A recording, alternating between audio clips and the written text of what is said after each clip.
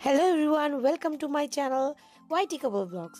So এখন আমরা যাচ্ছি ইকো পার্ক গেট নাম্বার 1-এ একটু ঘুরতে, কারণ আফটার অফিস একটু প্ল্যান করলাম আমরা যাওয়ার। তো যেমন কথা তেমনই আমরা গন্তব্যের দিকে এগিয়ে গেলাম। So we are almost there, কারণ সারাদিন কাজের পর একটু ইচ্ছা হচ্ছে আর কি, তাই।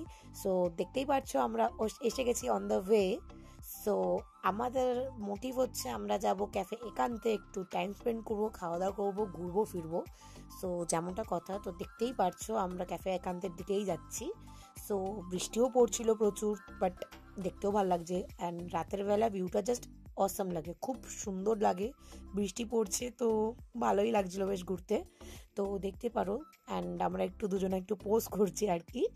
সো যেতে যেতে দেখবে খুব সুন্দর একটা ভিউ, খুব সুন্দর জায়গা, ফুলগুলো খুব সুন্দর লাগছিল দেখতে, অ্যাস্থেটিক টাইপের। And night view was too good. So তোমরা চাইলে এখানে রিসোর্টও আছে, তো তোমরা চাইলে এখানে চেক আউটও করতে পারো। অ্যান্ড যেমনটা দেখছো এত সুন্দর জায়গা যে তোমরা চাইলে রিলস বানাতে পারো, ফটোশ্যুট করতে পারো, খুবই সুন্দর। যেমন আমি করছি, একটু হাঁটাচলা করছি ব্রিজের উপর, একটু ঢং করছি, একটু জাস্ট আমি যেমন করি।